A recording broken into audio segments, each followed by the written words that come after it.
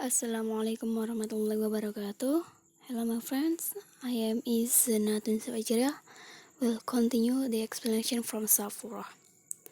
Okay, next is microsocial factor, input and interaction. Language input to the learners is not absolutely necessary for either first language or second language learning to take place. Maksudnya, masukan bahasa asing bagi pelajar tidak mutlak diperlukan untuk pembelajaran first language dan second language ketika berlangsung. Input and interaction sendiri ada 4 macam. First is nature of input modification.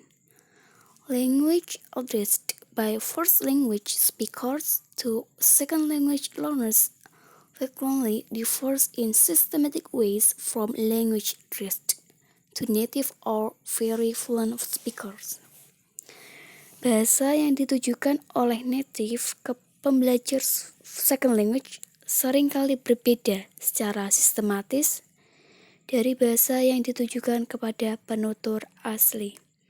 Secara sederhana, yaitu pengajar memberikan contoh atau berbicara kepada pelajar dengan pembicaraan versi bahasa yang telah disederhanakan.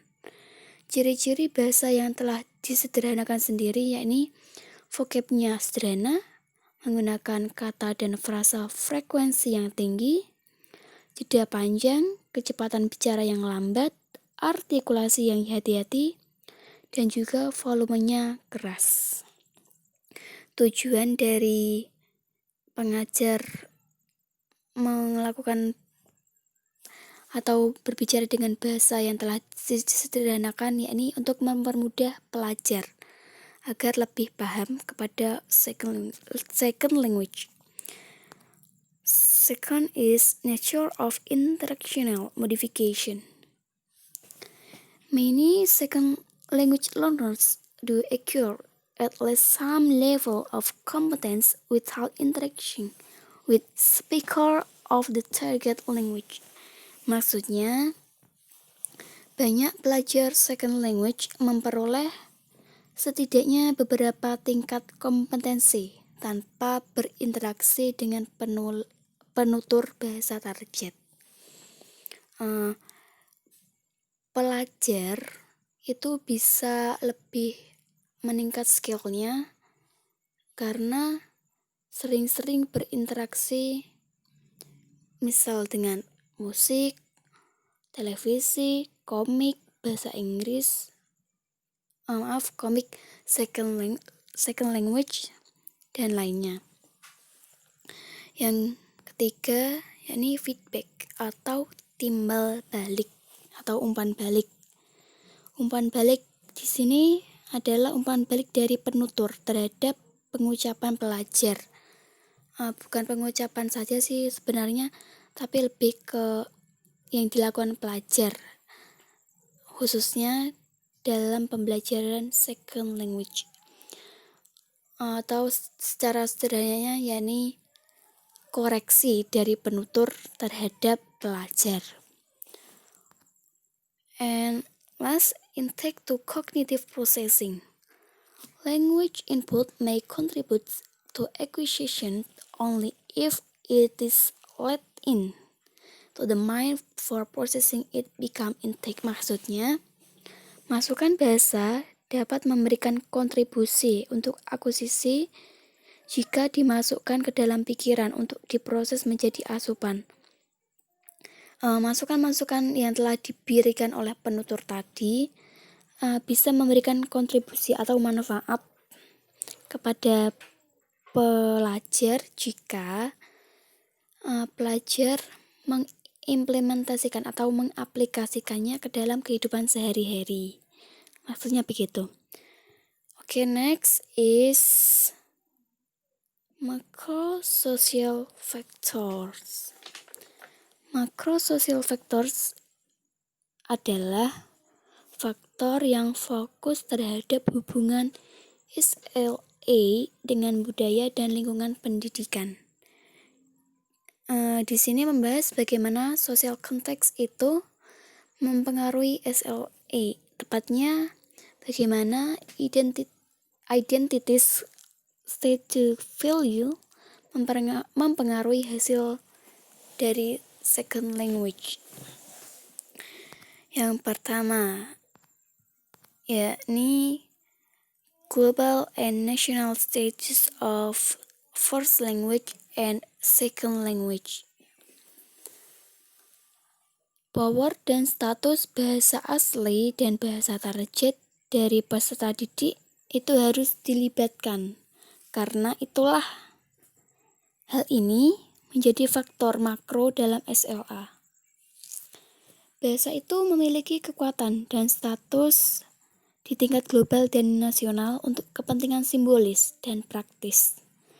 Nah, fungsi simbolis inilah yang dimaksud adalah itu identifikasi dan kohesi, yang mana pengetahuan bahasa tersebut atau bahasa tertentu memberikan manfaat ekonomi atau sosial. Hal ini akan sedikit memberi motivasi untuk pemerolehan bahasa kedua. Secara sederhananya, yakni pelajar akan lebih termotivasi untuk belajar second language karena beberapa alasan. Bisa karena faktor ekonomi, sosial, maupun budaya. And then, boundaries and identities. National boundaries sendiri sering menjadi batasan atau hambatan dalam suatu negara yang berfungsi untuk menyatukan speakernya sebagai anggota komunitas linguistik. Selain untuk menyatukan speakernya, juga mengeluarkan orang lain dari komunitas tersebut. Boundaries and identity sendiri memiliki dua bagian, yakni acculturation and factor with limit acculturation. Acculturation sendiri adalah proses pembelajaran budaya oleh masyarakat tertentu dan berpartisipasi dengan nilai-nilai dan pola perilaku dari masyarakat tersebut. Hal ini dibutuhkan ketika kita melintasi batas linguistik untuk berpartisipasi dalam komunitas bahasa lain. Kemudian, factor with limit acculturation, yakni selain ada akulturasi, ada juga faktor atau model akulturasi yang bisa menghambat pembelajaran bahasa kedua. Misal, yaitu dominasi dari satu kelompok terhadap kelompok lainnya. Terus adanya pemisahan kelompok dan keinginan untuk mempertahankan gaya hidup dari mereka.